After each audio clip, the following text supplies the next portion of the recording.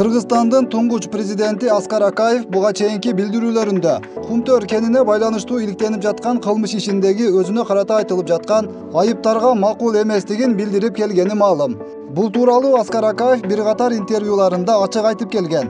Бирок учурда Москва жергесинен келип, тергөө менен жакындан кызматташып баштагандан бери тергөөнүн материалдары, тийиштүү далил документтери менен таанышкан соң, Аскар Акаев өзүнүн президенттик мөөнөтүндө Кумтөр боюнча түзүлгөн келишимдер чындыгында кыргыз элинин Кыргызстандын кызыкчылыгына төп келбей калганын түшүнүп, 1000 тоннага жакын алтындын, 200 тоннадан ашык күмүш, бир нече миллиарддаган доллар акчалар кыргыз элине пайдасы тийбей, сыртка чыгарылып кеткенин, кыргыз мамлекети канчалаган экономикалык жана экологиялык зыян тарткан фактыларын көрүп, ынангандан кийин кыргыз элине төмөнкүдөй кайрылуу жасады.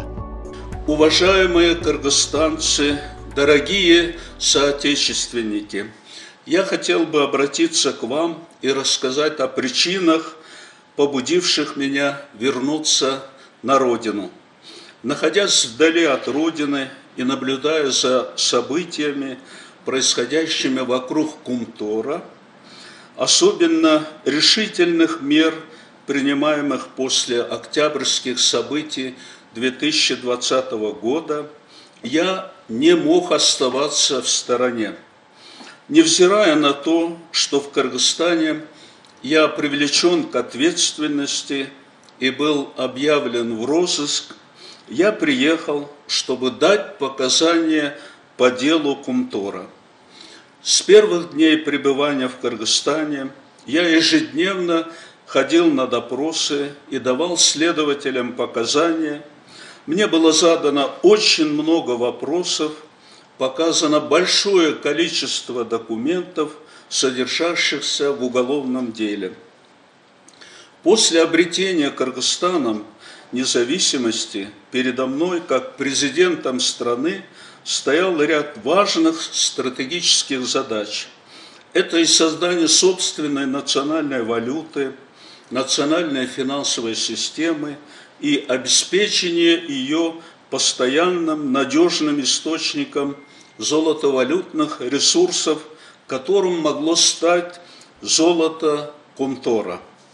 В декабре 1992 года в Канаде было подписано первое генеральное соглашение по проекту Кумтор с канадской корпорацией Камека, с чего и началась реализация важного для страны проекта.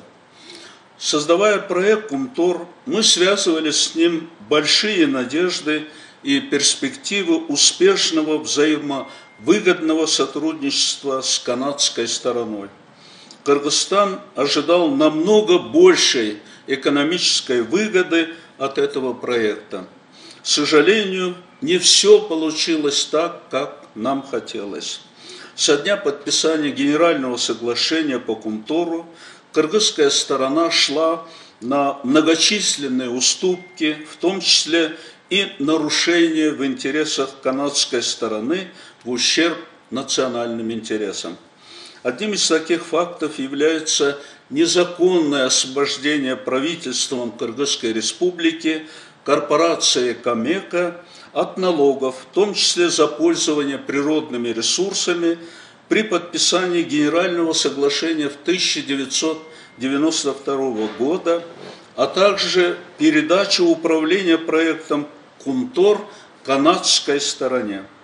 В результате кыргызская сторона оставалась не только без дивидендов, но также без крупных налоговых поступлений в бюджет республики. Считаю, что это является не только преступной ошибкой правительства, это и моя ошибка как главы государства, поскольку я принимал решения по проекту Кумтор, слепо доверяя правительству и полагаясь, что при подписании Генерального соглашения интересы Кыргызстана были полностью учтены. А самой главной моей ошибкой является дача согласия правительству Кыргызской республики на реструктуризацию проекта Кумтор в 2003 году. Когда изучалось предложение корпорации Камека о реструктуризации проекта «Кумтор», я, как президент страны, ставил правительству задачу войти в новую публичную компанию Центерра только в случае справедливого распределения долей. По моим собственным подсчетам, мы должны были владеть долей в Центерре не менее 40%, а то и больше. Однако правительство Кыргызской республики по итогам переговоров с канадской стороной подписало соглашение, и Кыргызстан вошел в Центерру с долей всего 33,33%.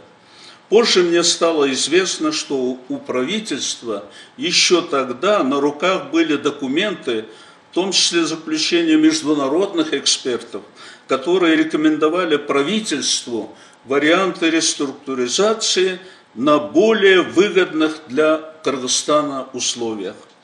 Как глава государства я не должен был давать согласие на реструктуризацию Кумтора, но в тот момент правительство меня убедило, что это необходимо.